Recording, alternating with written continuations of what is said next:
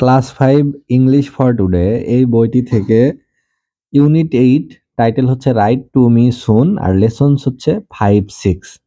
তো সেখানে জি নাম্বারে বলা হয়েছে যে read Seema's letter to her friend Jessica, অর্থাৎ সীমা তার ফ্রেন্ড জেসিকাকে একটি লেটার লিখছে, সেই লেটারটি পড়া হবে। তো প্রথমে সীমার যে অ্যাড্রেস সেটি আগে চিঠি লেখার শুরুতে, ব্যক্তিগত চিঠি লেখার শুরুতে একদম পৃষ্ঠার উপরে ডান দিকের কোনায় আগে ঠিকানা লিখতে হয়। ঠিকানা কি? 102 খাদিমনগর, কোতোয়াইল, সিলেট, বাংলাদেশ, 12th মার্চ 2025। অর্থাৎ প্রথমে আগে হচ্ছে ঠিকানা, কোথায় থেকে চিঠিটি লেখা হচ্ছে সেটা, তারপরে হলো তারিখ। এরপরে হচ্ছে সম্বোধন, এই যে মার্জিন বরাবর বাম পাশে মার্জিন বরাবর লিখতে হবে, সেটা হলো সম্বোধন। অ্যাড্রেস করতে হবে কাকে লিখছি? জেসিকাকে। তাহলে সীমা যেহেতু লিখছে তার বান্ধবীকে, এজন্য লিখছে ডিয়ার জেসিকা, প্রিয় জেসিকা, হাউ আর ইউ, তুমি কেমন আছো? How was your trip back to London, লন্ডনের তোমার ভ্রমণটি কেমন ছিল? লন্ডন যাত্রা তোমার কেমন ছিল? I am at home today, আমি আজকে বাড়িতেই আছি। আই হ্যাভ দ্য ফ্লু, আমার ভাইরাস জ্বর হয়েছে।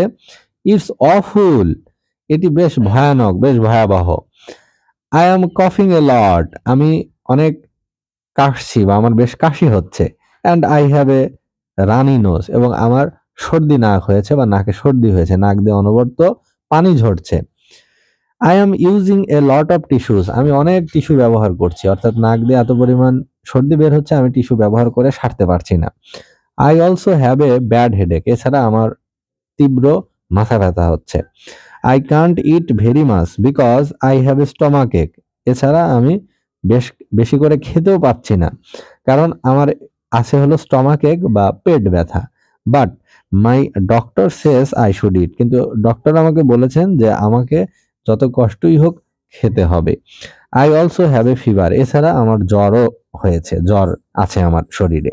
Sometimes I am very warm, মাঝে মাঝে আমার শরীর বেশ ওয়ার্ম হয়ে যায়। ওয়ার্ম মানে কি? উষ্ণ, উষ্ণ বা গরম। ওয়ার্ম মানে উষ্ণ। Then I get cold and have chills, এরপরে আমার ঠান্ডা অনুভূত হয় এবং আমার শীত শীত লাগে। চিলস, CHILLS, চিলস মানে ঠান্ডা অনুভূত হওয়া, শীত লাগা।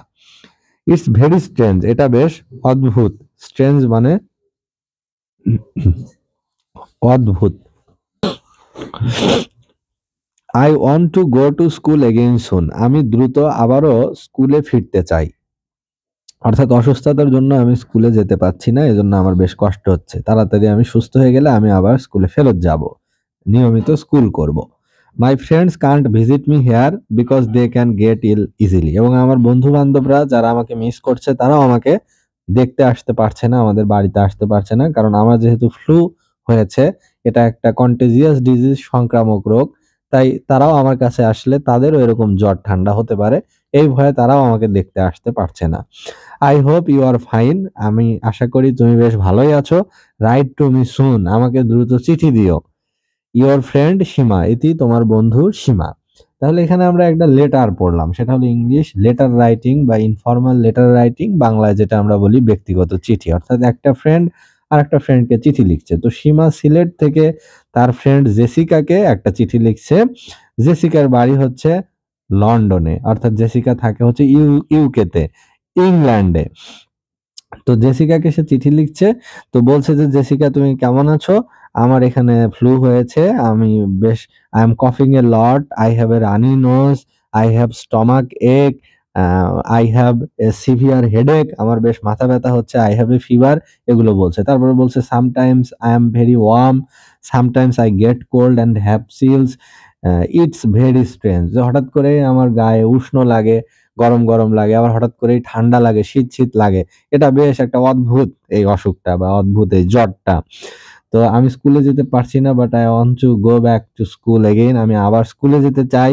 এবং my friends can't visit me because they can get ill easily, আমার কাছে আসলে তাদেরও অসুখ হতে পারে, এজন্য তারাও আসছে না। I hope you are fine, আমি আশা করি তুমি ভালো আছো। রাইট টু মি সুন, আমাকে দ্রুত চিঠি দিও। ইতি ইয়োর ফ্রেন্ড সীমা।